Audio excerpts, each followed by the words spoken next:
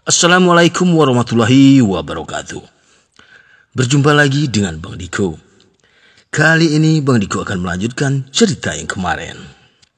Namun sebelum itu, hendaknya kita membaca basmalah terlebih dahulu. Bismillahirrahmanirrahim. Gak usah berlama-lama lagi, mari kita simak alur ceritanya. Cikidot. Rehan segera bergegas menuju rumah. Ia berlari cepat karena posisi Luna kakaknya kini dalam bahaya. Brak! Rehan mendobrak pintu rumah dengan keras. "Luna!"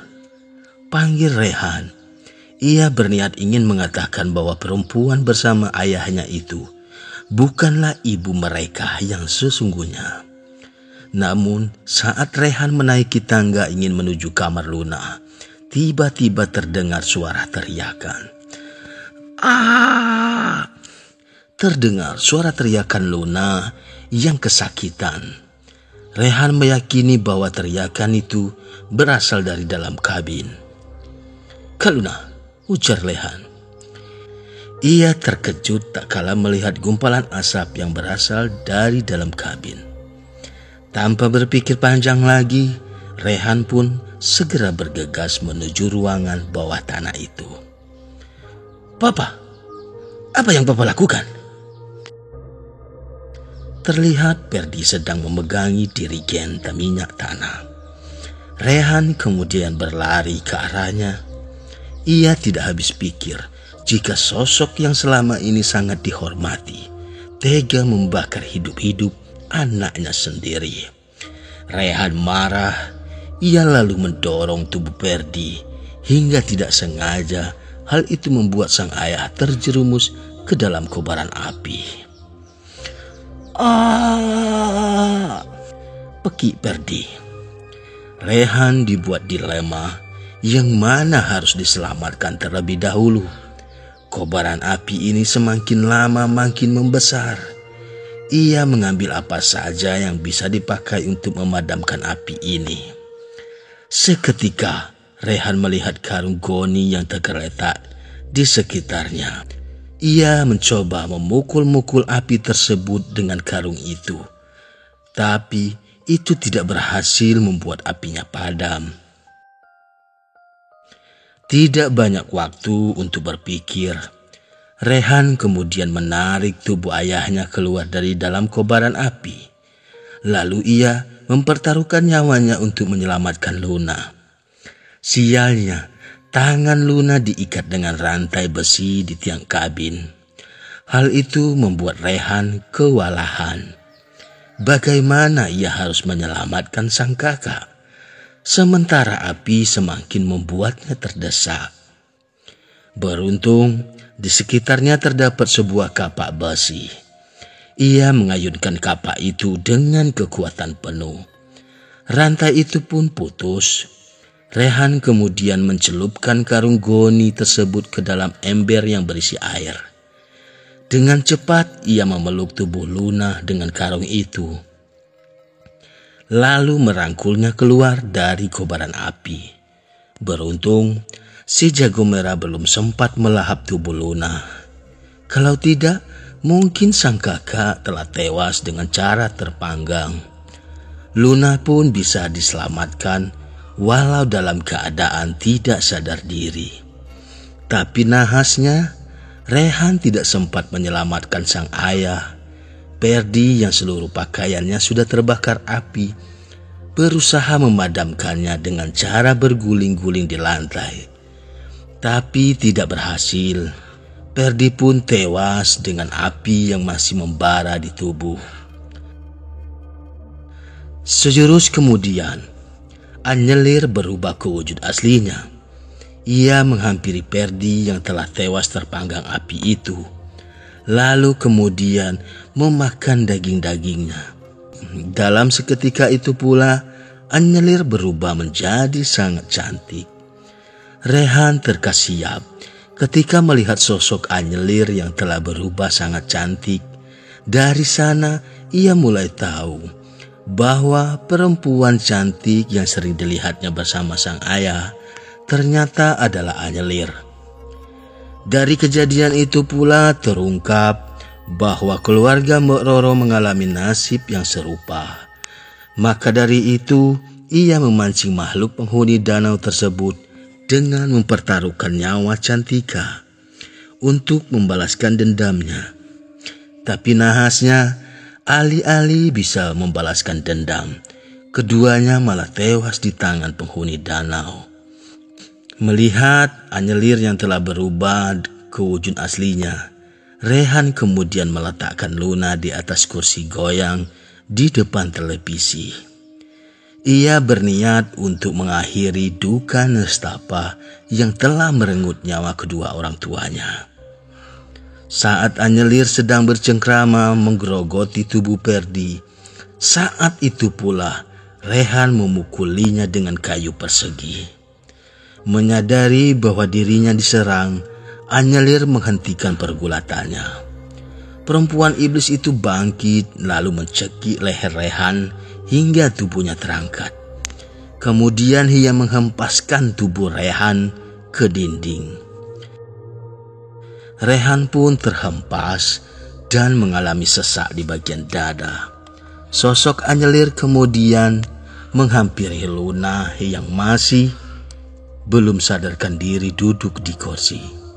Dengan tenaga yang tersisa, Rehan mencoba menghalanginya dengan cara memberi perlawanan.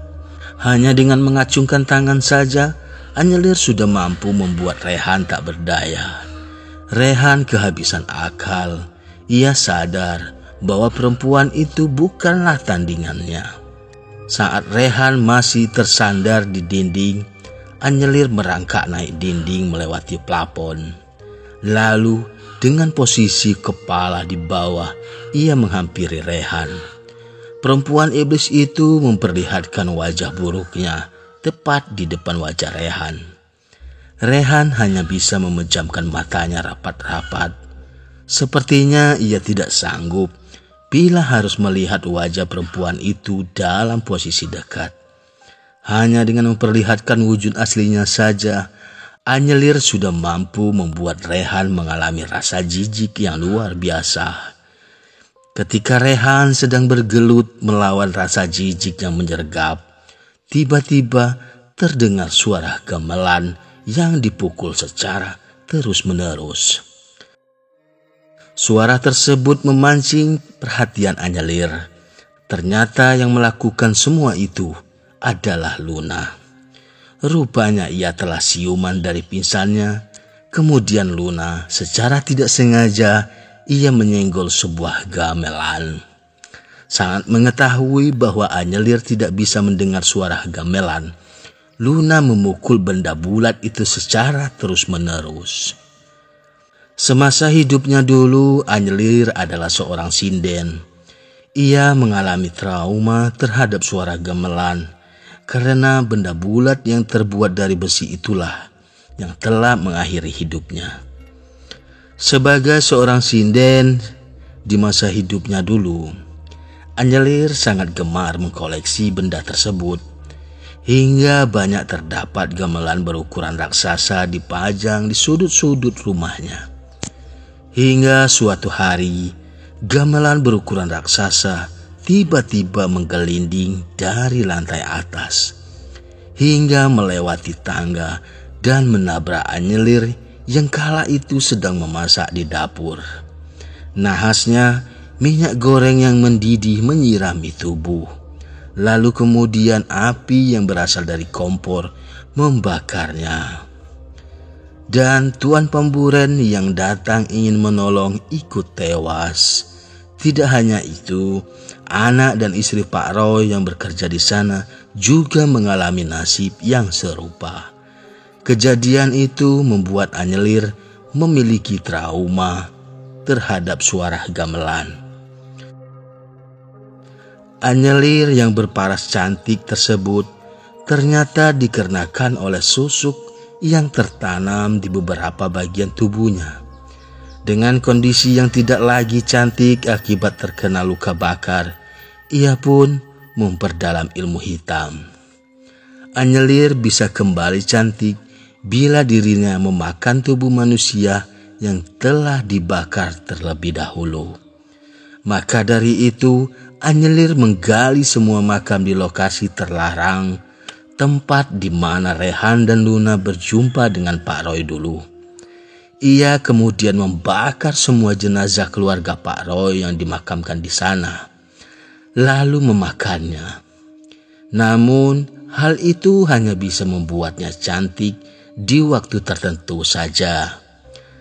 Anjelir menginginkan kecantikannya abadi.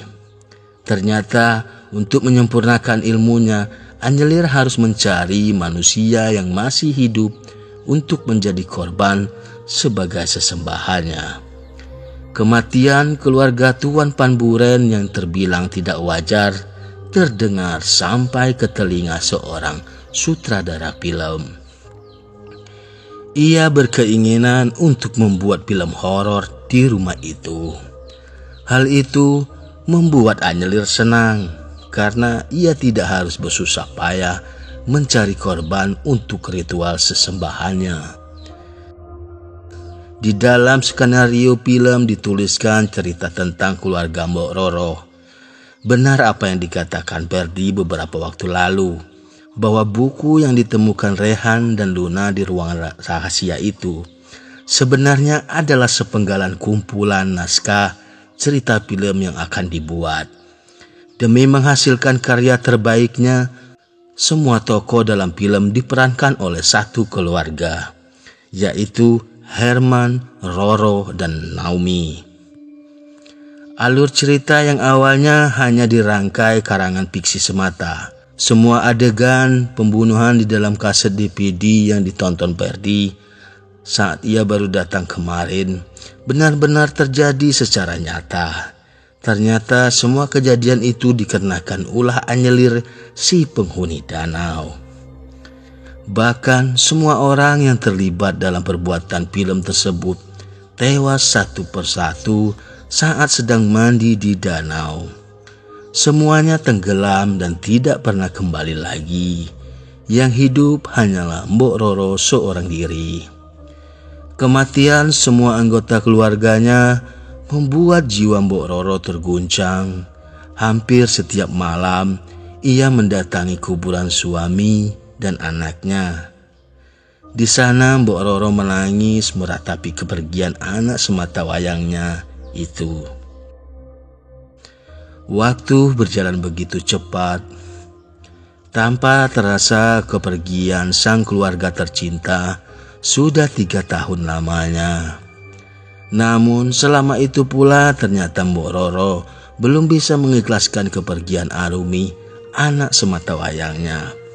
Mbok Roro yang selamat dari kejadian itu berniat ingin membalaskan dendamnya dengan cara apapun. Setiap malam ia memukul gamelan dan melantunkan tembang Jawa yang konon katanya tembang tersebut adalah mantra pemanggil roh. Hal itu dilakukannya untuk memanggil Anjelir agar keluar dari dalam danau. Hingga suatu hari keluarga Perdi yang datangnya dari kota menginginkan tinggal di rumah itu dengan dalil ingin menghabiskan waktu liburan di tempat yang jauh dari hiruk-pikuk keramaian kota. Waktu itu Perdi dan Cantika memutuskan untuk datang di pagi hari, sementara Rehan dan Luna baru menyusul setelah malam tiba.